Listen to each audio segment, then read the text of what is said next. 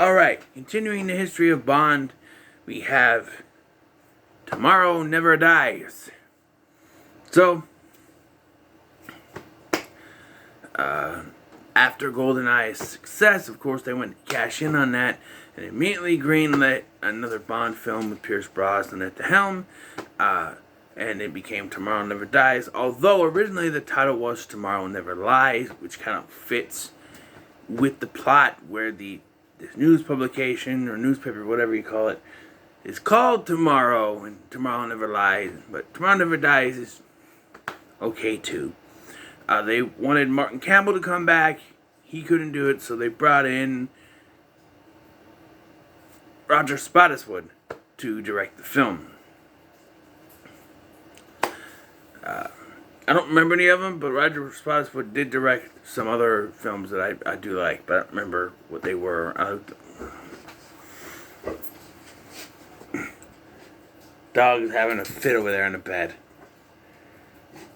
But anyway, so Tomorrow Never Dies is also the last film to come out. Actually, GoldenEye was, but Albert Cobby Broccoli passed away, and this film is actually dedicated to him. So, yeah, he's the one, So, okay, my thoughts. So going into this film, I didn't expect anything, because I heard that after GoldenEye, all the Brosnan films go downhill, but this one is actually not that bad. Especially when you start off with the pre-title sequence, and you have Bond, or you don't know it's Bond, but M and MI6, they have a secret agent out there, and he's doing the dirty work.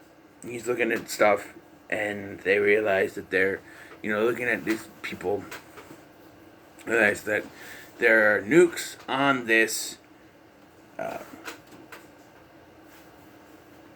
plane, or whatever you call it, jet, and the agent, who ends up being Bond, shows up, and he lights this guy's rolled up cigarette, and he punches him, and he goes, "Filthy habit. Remember that when we get to die another day. Just remember that, alright?" And so Bond blows up some shit, and then he gets in the plane with the nukes, because the stupid American general guy has decided to, because we gotta portray the Americans as being hot-headed, so he decided to send a missile to that location. And then they realized the nukes were there, so Bond's gotta get the nukes out before the missile shows up. He's able to, but then there's another jet coming after him, another fighter plane coming after him, while the co-pilot that he knocked out wakes up and starts strangling him. And he's able to kill both of them by ejecting the co-pilot, which would not strangle him more, but I don't know. Goes up into the other jet and just explodes. And yes, I did quote Fast and the Furious. Too Fast and Furious, I mean. Dictocito, cuz! And then, he goes, Backseat Drivers. And then we get the title sequence, and the visuals are okay, but the song by Sheryl Crow, not so much. As soon as I heard it, I went, eh. And what gets me is that there's a song that plays at the end of the film, Surrender by Katie Lang, that probably would have fit better. Apparently there's fan edits on YouTube, I might have to find one, that put that song with it. I don't know why. And there is musical cues. Once I heard it, I'm like, wait a minute, that's the score. Yeah. Talk about the score. Eric Serra was replaced by some other guy, some Arnold, something like that. And he does a pretty good job for the film. It's a very good score. So we get into the film, and we get into the main plot of this film, which is it's medium mogul Elliot Carver, played by Jonathan Pryce, is trying to start World War III so that he can, announce he's coming up with these headlines for his paper tomorrow. That's what it's called. And he's putting it up there, and and he got the news about what happened in the Frutado sequence so fast. Immediately on MI6, they suspect him, which, kind of stupid doing that. But, of course, he's immediately suspected, and so Bond pretends to be a banker to go after him.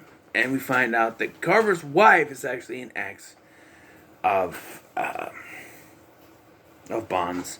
And I've heard a lot of people say that maybe it should have been Natalia from the previous film. And I agree, because they got Terry Hatcher to play Carver's wife, Paris Carver. And I've seen her in other things. She's not a terrible actress. I've seen her in Lois and Clark, Desperate Housewives. She's not a bad actress, but in here, her and Pierce Brosnan have no chemistry. And that's mostly because they did not like each other on the set. And it's painfully obvious in these scenes where they're supposed to be making love, and when they kiss, after they kiss, you see the look on Brosnan's face. He did not like that at all. Excuse me, dog. Can you please shush? So you can tell there's a love-making scene. And even then, when she dies, spoiler alert, of course, he comes in, and it's supposed to be a sad scene, but because they had no chemistry, you don't feel anything. Although it is followed by a pretty cool scene, which we'll get to that.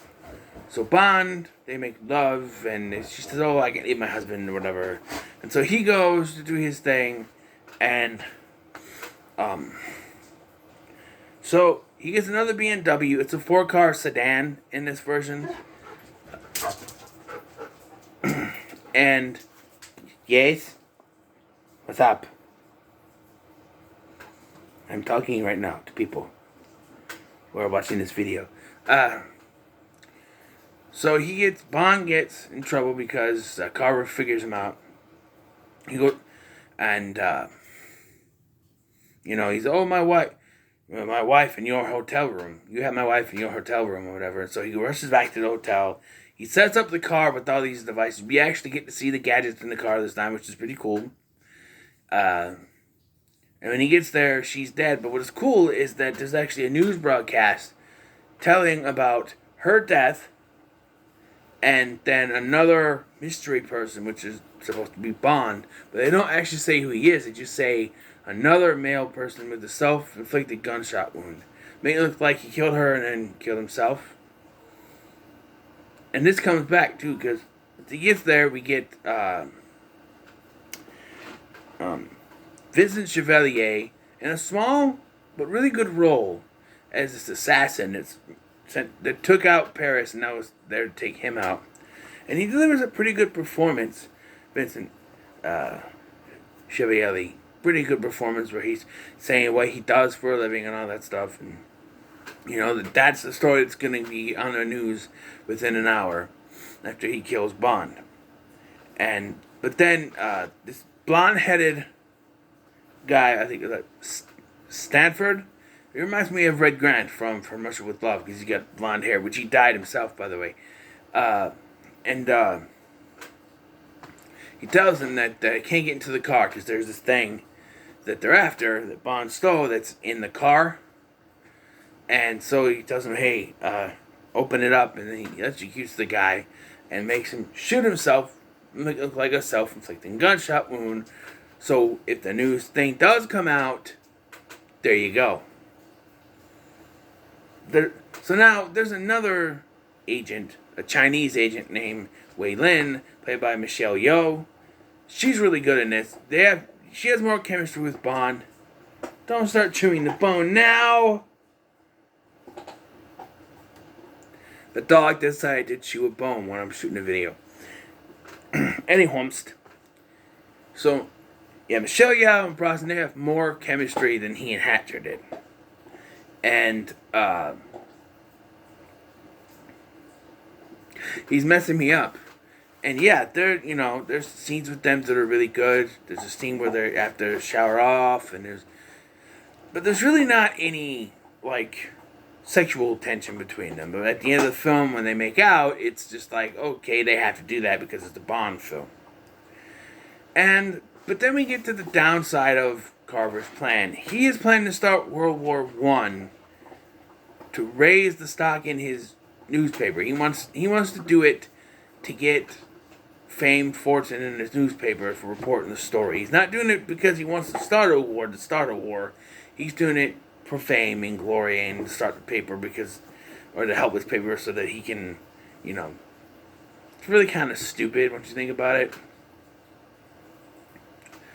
But yeah, and Carver dies in they have this little wood chipper type deal that he goes through and dies. Cat is sitting on my clothes. Sorry. But, yeah.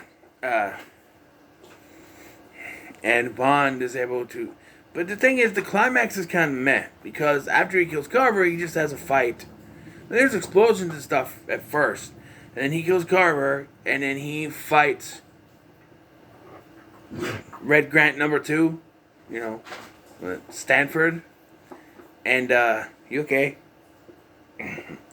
And, he's like, oh, for the fat guy, and there is a fat henchman, and for Vincent Chevalier. I'm just like, why are you getting justice for them? You barely had any words with...